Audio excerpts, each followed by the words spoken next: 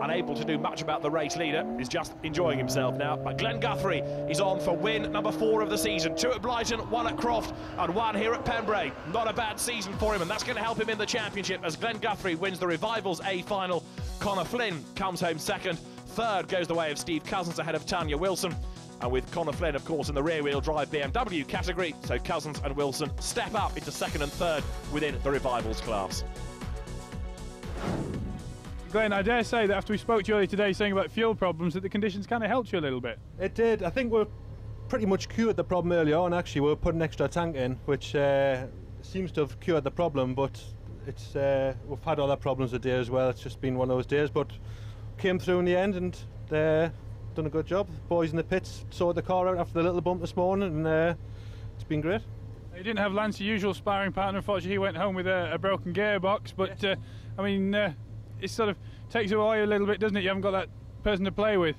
It's always nice to have a bit of a battle somewhere, but and to be fair, in these conditions, it's whoever gets in front can win, basically, because once you get your screen covered, yeah, you're better off just backing off.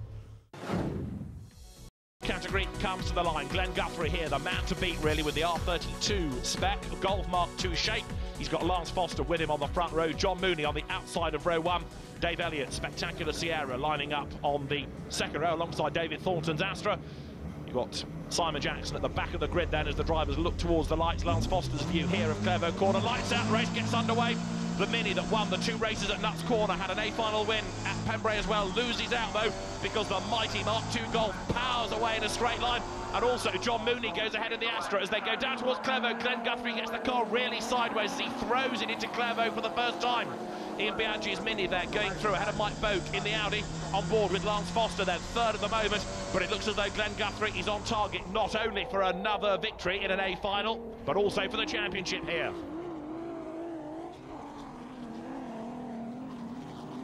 He's had 4 A final wins already. 1 came here, 1 came at Blyton. He won at Blyton on the second visit of the championship to the Lincolnshire circuit, and he also had an A final win at Pembrey last time out. So Glenn Guthrie is the man to beat. Now, when that Golf is reliable, it's very hard to stop, and he's already at the end of lap 1 built up an advantage.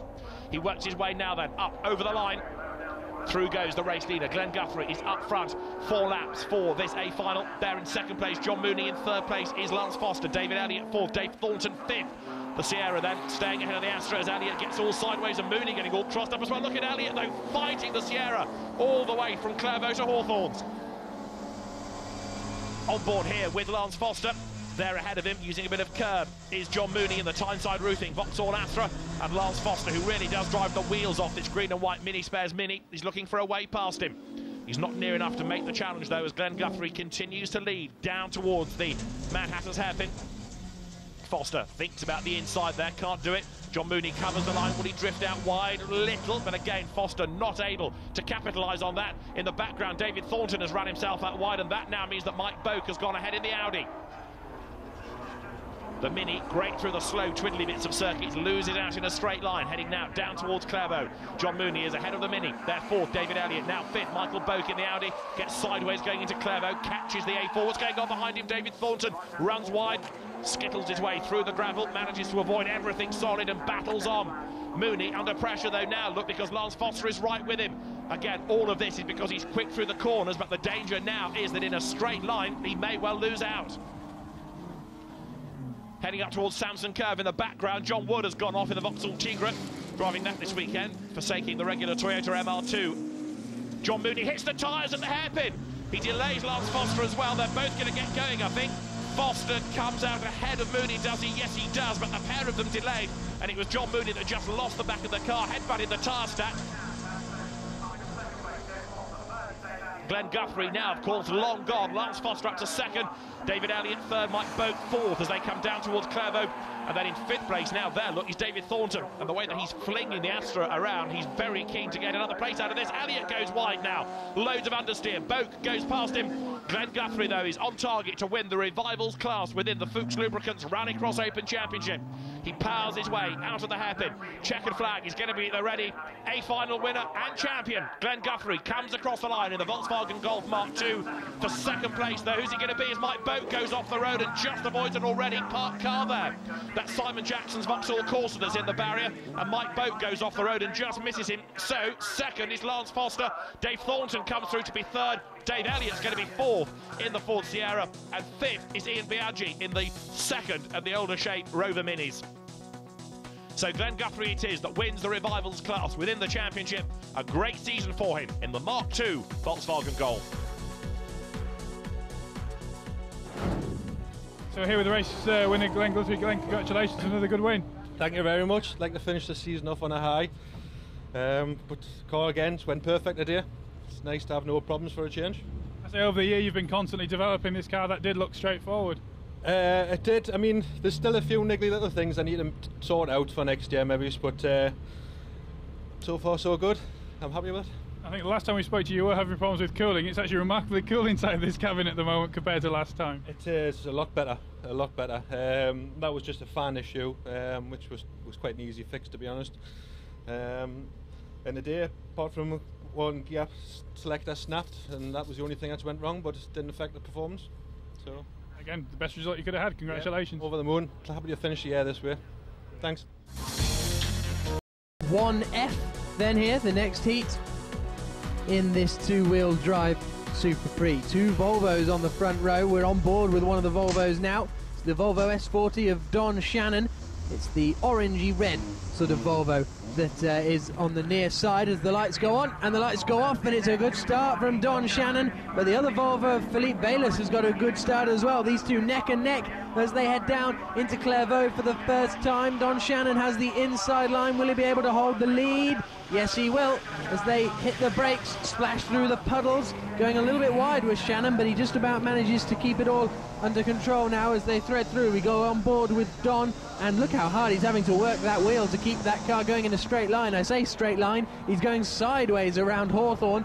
With behind him is the second Volvo of Philippe Bayliss, and then the VW Golf of Glenn Guthrie as they thread their way through the chicane and out onto the mud for the first time. On board with Ashley Simpson in his Lotus Exige, and look at that mud, that's incredible. The windscreen wipers having to work overtime just to make sure Ashley can see the road in front of him as they head up to the hairpin now for the first time. There's a battle going on. Connor Flynn has just got past Jeff Mertens, I think, in the Opel Astra, and there is Ashley Simpson's Lotus Exige coming round at the back of the field at the moment. But it's Don Shannon who has the lead as they come out onto the tarmac, and up into second position has gone Glenn Guthrie. Got a better one out of the hairpin, and he's passed Philippe Bayliss as they head down the start-finish straight, and will now set off on a charge to try and catch Don Shannon, who's going very sideways there. Look at the amount of concentration it's having to keep that car on the road as we look further back down the order. Leo Foster been hit by Stuart Jackson, I think that was, in the Citroen Saxo. So Foster losing a lot of positions, but meanwhile up at the front, that is Glenn Guthrie has just got past Don Shannon. So Glenn Guthrie into the lead of this race, and Shannon is sideways further back, and Shannon's off across the grass and back onto the circuit that's used for motor racing. He's looking to try and get back onto the mud here somewhere. He's creeping along around the outside. There's Connor Flynn going through, so that's a lot of positions dropped for Don Shannon, and now he's going to be under pressure from the orange car of Jeff Mertens. So out in front is Glenn Guthrie, but now this is Philippe Bayliss we're looking at, who's under pressure from Connor Flynn. Connor Flynn's got a good run, and he's going to rocket past as they come onto the start-finish straight. That's the second time that, a bit of contact. Flynn struggling to keep it in a straight line, but that's the second time Philippe Bayliss has been passed in that position. And Flynn is off.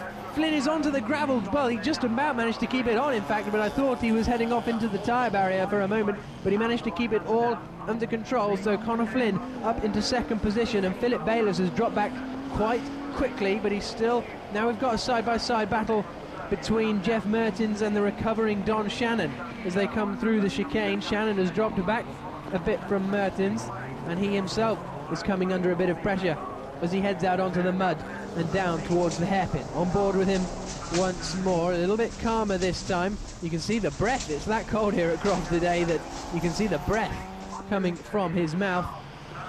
But Glenn Guthrie is out in front of this race, threading his way back onto the mud once more and up towards the hairpin for what will be the final time Connor Flynn is still sitting in second position by the looks of it, but it's Glenn Guthrie who's setting a reasonably fast lap time. I'm not sure if it's going to beat other times we've seen today. We'll have to wait until he comes across the line, but he's fought his way through the order somewhat today. He's had to pass a lot of people, but he's done a pretty good race, and he's going to win Heat 1F there. So an excellent result for Glenn Guthrie in the VW Golf. Second place, as you saw, went to Connor Flynn. Third was the first of the Volvos of Philip Bayless. Fourth was Jeff Mertens, and fifth, despite that contact, was Stuart Jackson.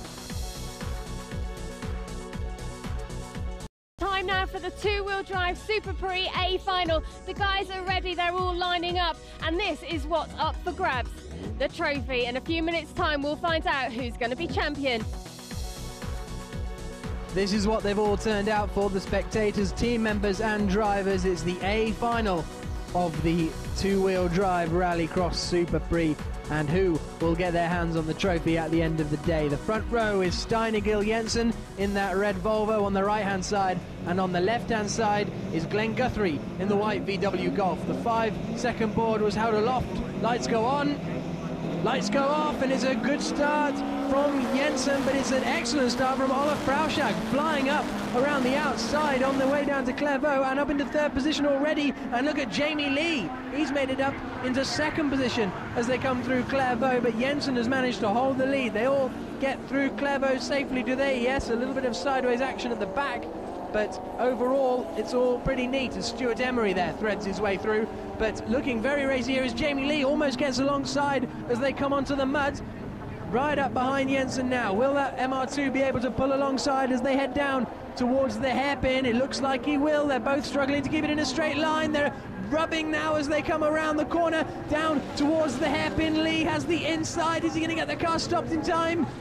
No, he's out onto the grass. Jensen holds the lead, and round goes Jamie Lee. He's lost the back end on the grass and has dropped down many positions, down to 6th or 7th perhaps. So a disastrous start for Jamie Lee after his challenge for the lead goes horribly wrong. But Olaf Frauschag, that promotes him to second place, the winner of the B final. So he is a man on a mission. There is Jamie Lee coming through the picture. But Olaf Frauschag, as I say, a man on a mission, and now Jamie Lee is challenging Jeff Mertens in that orange Opel Astra as they thread their way through the chicane, and Jamie Lee is through past Mertens. We should see in the background, yes, there is the orange MR2 emerging in front of the similarly coloured Opel Astra.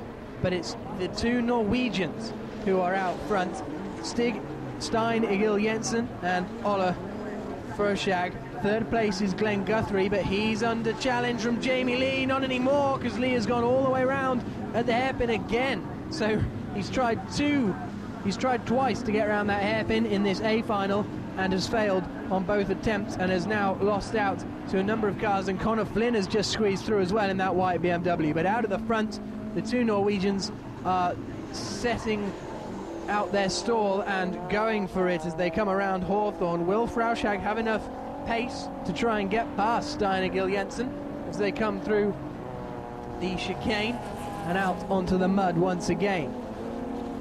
There is Glenn Guthrie in his rather lonely third position as Jensen breaks for the hairpin, closely followed still by Frauschag as they come around. But Frauschag has got very, very sideways there, had to be on the brakes halfway through the corner, and I think that's going to compromise his run out, and has no doubt lost a couple of car lengths probably to Steiner Gill Jensen as we were on board there with Frauschag. No more troubles for him after his troubles at the end of the second heat.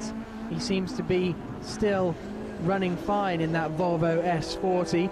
Steiner Gill Jensen has pulled out a couple of car lengths as we go back on board with Frauschag coming around Hawthorne through the chicane and out onto the mud once again. And there's a very sideways moment for Steiner Gill Jensen, just managing to hold on to the car, and that has allowed Frauschag to close back in again. So the gap between these two is yo-yoing rather substantially, as in third place is still Glenn Guthrie. Let's have a look further back. Who's in fourth at the moment? It's the white car of Gary Dixon, and well, he's battling with Jeff Mertens as they come up to the hairpin, and Dixon is up the inside and through into fourth position at the moment, and Mertens has dropped back and is now, well, he may well be coming under pressure from Connor Flynn, who's just been barged out of the way by that man Jamie Lee again, as Lee comes around the hairpin. Well, he made it all the way around this time. No, he hasn't. He's spun again. It's Connor Flynn, and Jonathan Bean has been caught up in there as well, the left-hand side of the red BMW. So him, Connor Flynn, and Jamie Lee all spinning. Here's a replay.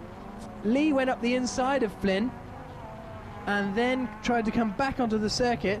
Lost the back end about here, does he? No, he's straightened up here. Oh, there, Bean hit Flynn, who hit Lee, and they went for some synchronized spinning down at the hairpin. And Lee eventually got going again, as does Connor Flynn.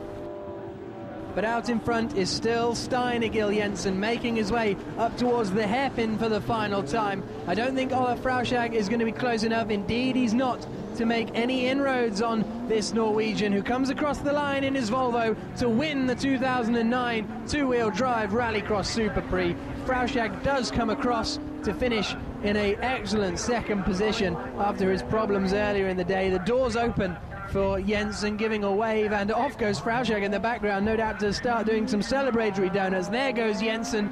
Glenn Guthrie, who came home in third, not partaking in the donuts, predominantly because he's got a front-wheel drive car, so it would be very impressive if he could get some donuts out of that. There's confirmation that Steine-Egil Jensen is the 2009 Super Prix champion. Olaf Frauschag in second, Glenn Guthrie in third, Gary Dixon finished in fourth, and fifth place went to the Dutchman, Jeff Mertens. So, a very successful race for the Norwegians here. Now, I know you're going to translate for our winner Stein, but congratulations, Stein, on being the two-wheel drive Super Prix champion. Thank you. How do you feel? Fine, very fine. And how was that race for you? It looked like a close one. It's a good race. It's a very wet race. Yeah. Very wet race. Wet race. Yeah. Okay. You had to work hard to keep him off your tail? Yes. I think so. Well done anyway. A great race for you. And then talking to our second position man, Ola. Now, you had a problem earlier. It seems like you got it fixed. No, it's not fixed yet, but in the B final it stopped 50 meters before the flag. But I started and now it's working. It did well enough to get you second. Yeah, it's very good, and Stein and I'm friends, so no crashing. Yes, very good race for you. You both got your flags flying and taking the trophy home to Norway. Yes, of course we have flags. We have Norwegians. Well, congratulations. And then down in third position, how are you feeling with third place? You happy with that? Oh, I couldn't expect anything like that over the start of the weekend. It's been a fabulous weekend, and cars went perfect. Very happy. And top finishing Brit. Oh yes, that's even better.